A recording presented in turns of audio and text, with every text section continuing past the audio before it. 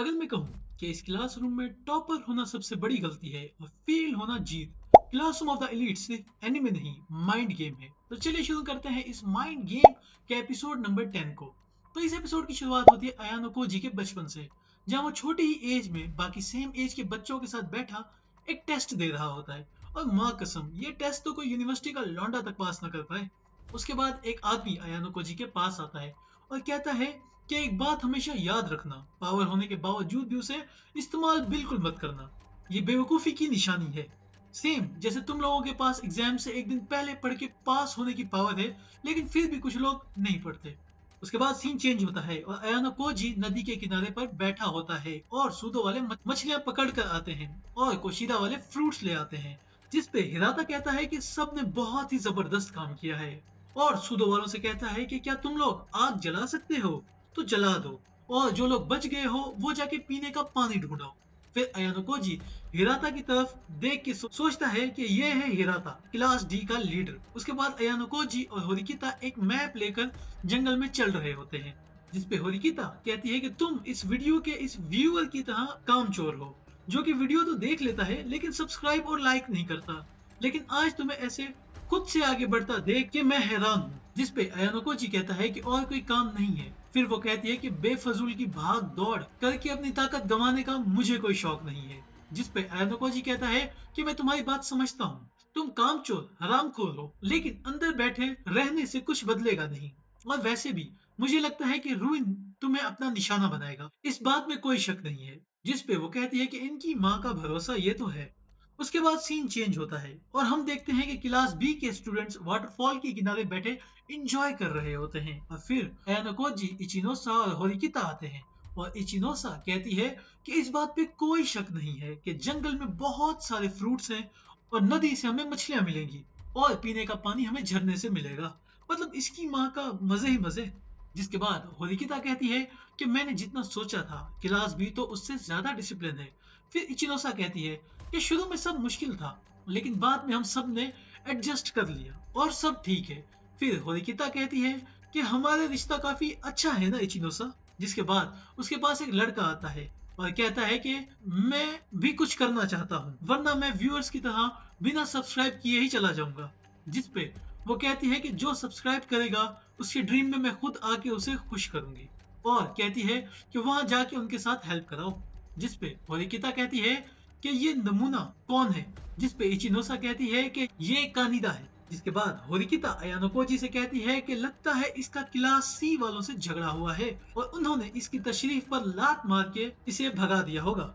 जिसपे इचिनोसा कहती है कि तुम लोग तो वेल्ले हो, लेकिन मुझे काम है। जिसके बाद सीन चेंज होता है। अयानो कोजी और होरिकिता केव के बाहर खड़े होके कात्सुरागी के स्पॉट पे नजर रखे हुए होते हैं और होरिकिता कहती है कि मुझे कुछ नजर नहीं आ रहा यहाँ से। और फिर अयानो कोजी खड़ा होता है और जाने लगता है, जिसपे वो कहती है कि रुको, और अयानो कोजी कहता है कि क्लास ए है तो क्या हुआ, हमें डरना नहीं चाहिए। जिसके बाद वो केव के एंट्रेंस पे आते हैं तो वहां खड़ा लड़का पूछता है कि कौन हो तुम। जिसपे वो कहती है हम लोग तुम लोगों की जासूसी करने आए हैं। जिसपे वो अंदर जाने लगती है, लेकिन वो लड़का उसे रोक लेता है और कहता है कि इस पे कब्जा क्लास ए का है। जिसपे वो कहती है कि ऐसा तो कोई रूल नहीं है कि हम कब्जे वाले स्पॉट पर नहीं जा सकते, तुम लोग तो इस जगह को अपने बाप की प्रॉपर्टी समझ रहे हो, मेरे हिसाब से तुम लोग ही हो जो रूल्स को तोड़ रहे हो।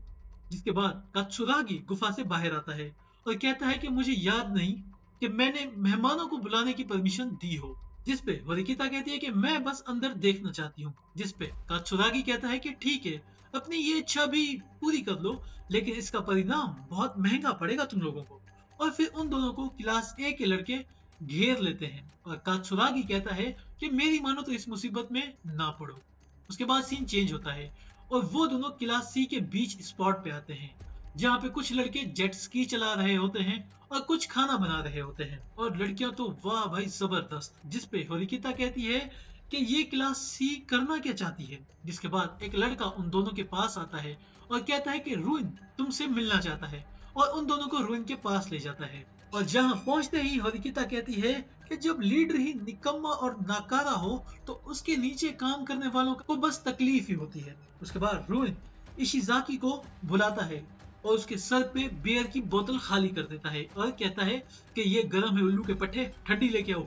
फिर होरिकिता कहती है कि मुझे लगता है यहाँ पे आना ही बहुत ही फजूल और बेवकूफी भरा डिसीजन था। जिस पे रोइन कहता है कि बेवकूफ कौन है, तुम या मैं? मेरे काम करने का तरीका थोड़ा हटके है, इससे ज्यादा या इससे कम कुछ नहीं होगा।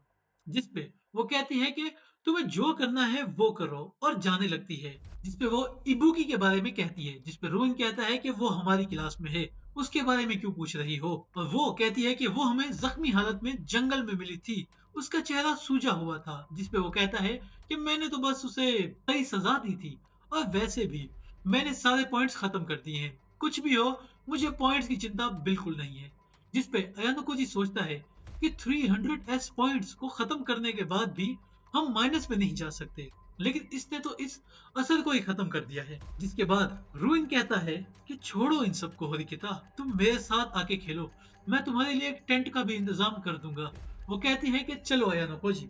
फिर वो जाने लगते हैं तो रुइन कहता है कि सुजुने, जब भी मजा करने का मूड हो तो आ जाना मेरे पास, मैं तुम्हें जन्नत की सैर कराऊंगा। जिसके बाद चलते चलते होरिकिता कहती है कि क्लास सी का खुद को यूं बर्बाद करना हमारे लिए फायदेमंद है, जितना हो सके पॉइंट्स बचाने चाहिए ताकि पूरा हफ्ता सरवाइव कर सके। जिसपे अयानो जी कहता है कि मुझे लगता है वो लोग पूरा हफ्ते करने का सोच भी नहीं रहे। जिसपे वो कहती है कि मतलब, जिसपे वो बताता है कि सिंपल सी बात है, सिर्फ वही करेंगे जो कोएंजी ने किया था, उसे बस इतना कहना है कि वो बीमार है और खेल खत्म, और फिर टेस्ट से ड्रॉप आउट। जिसके बाद सीन चेंज होता है और इबुकी सो रही होती है और फिर वहां कोई आके उसके बैग में से कुछ उठा लेता है और उसके बाद सुबह होती है और अयानो जी एक झटके से उठता है। जिसके बाद हिराता भी उठ जाता है और कहता है कि जल्दी उठ गए तुम। जिसपे अयानो जी कहता है कि मुझे ऐसी अजीब सी जगह पे नींद नहीं आती। उसके बाद वो दोनों नदी के किनारे मुंह धो रहे होते हैं और बातें कर रहे होते हैं और हिराता कहता है कि हमारी क्लास के सब लोग बहुत खुश रहे, मेरे लिए बस यही काफी है। उसके बाद टेस्ट का 4th डे स्टार्ट होता है, जहाँ सब लोग काम काज में लगे होते हैं। सूदो वाले मछलियां पकड़ रहे होते हैं और लड़कियां फ्रूट्स जमा करने में लगी होती हैं और साकुरा अयानो जी के साथ होती है और वो कहती है कि सॉरी, मैं जानती हूँ मैं कोई हेल्प नहीं कर पा रही हूँ। जिसपे अयानो जी कहता है कि हाँ, लेकिन पक्का तुम मेरे साथ टीम बनाना चाहती हो ना, लोग क्या कहेंगे, इस बात से डर तो नहीं लग रहा तुम्हें। जिसपे वो कहती है कि जब ट्रिप स्टार्ट हुआ था तो मुझे लगा था कि मजा नहीं आएगा, लेकिन अब मुझे मजा आने लगा है, शुक्र है मैं तुम्हारे साथ आई। जिसपे वो कहता है कि समझ गया। फिर वो कहती है कि काश मेरे पास यहाँ पे कैमरा होता। जिसके बाद हम देखते हैं कि अयानो जी वालों के साथ इचिनोसा और एक और स्टूडेंट होता है। जिसपे इचिनोसा कहती है कि अरे, क्लास सी वाले सब कहाँ गए। जिसपे लड़का अयानो जी से कहता है कि तुम लोग भी यहाँ पे जासूसी कर रहे थे क्या। जिसपे वो कहते हैं कि नहीं। जिसके बाद इचिनोसा कहती है कि मैं सोच रही थी कि मैं कम से कम क्लास सी के लीडर का अंदाजा तो लगाऊं। जिसके बाद अयानो जी इचिनोसा से पूछता है कि तुम कात्सुरागी के बारे में कुछ जानती हो क्या। जिसपे वो कहती है कि साकायानागी इस बार टेस्ट में नहीं है, तो कात्सुरागी को यकीनन मजा आ रहा होगा, क्योंकि वो लोग एक दूसरे के टोटली ऑपोजिट जो हैं और कात्सुरागी बहुत होशियार है जब से वो लीडर बना है। उसके बाद सीन दोबारा से क्लास डी के स्टूडेंट्स पे आता है, जहाँ सब कहते हैं कि एक और दिन गुजर गया। जिसपे इकी कहता है कि मैंने क्लास सी को शिप की साइड जाते हुए देखा था, तुम्हें कुछ पता है क्या हिराता। जिसपे वो कहता है कि नहीं। और फिर हम देखते हैं कि इबुकी अकेले बैठी होती है और कोशिदा उसके पास आती है कि तुमने क्या सोचा है। जिसपे वो कहती है कि मुझे उन लोगों की शक्ल भी नहीं देखनी। जिसके बाद सूदो वहां पे आ जाता है और कहता है कि मुझे इस पे शक हो रहा है। सुनो, तुम जरूर सब जानती हो इस बारे में, है ना। जिसपे वो उठ के जाने लगती है और सूदो उससे कहता है कि इतने तेवर किस बात के हैं तुम्हें, हमने तुम्हारी हेल्प की थी और अब हमें हेल्प चाहिए तो तुम भाग रही हो। जिसपे वो कहती है कि मैंने तो हेल्प के लिए नहीं कहा था। जिसपे वो कहती है कि तुम लोग अपने कीमती पॉइंट्स बर्बाद कर रहे हो, कितने बेवकूफ हो। ये सुन के सूदो को गुस्सा आ जाता है और उसका कॉलर पकड़ लेता है, लेकिन सब छुड़वा देते हैं उन दोनों को। फिर अगले दिन एक लड़की सब लड़कों को उठा के कहती है कि एक बुरी खबर है, आज सुबह कारोइजावा की पैंटी चोरी हो गई है, लेकिन हम जानते हैं कि इससे तुम्हारा कुछ लेना देना नहीं है हिराता। जिसके बाद वो कहती है कि हमें सबकी तलाशी लेनी होगी।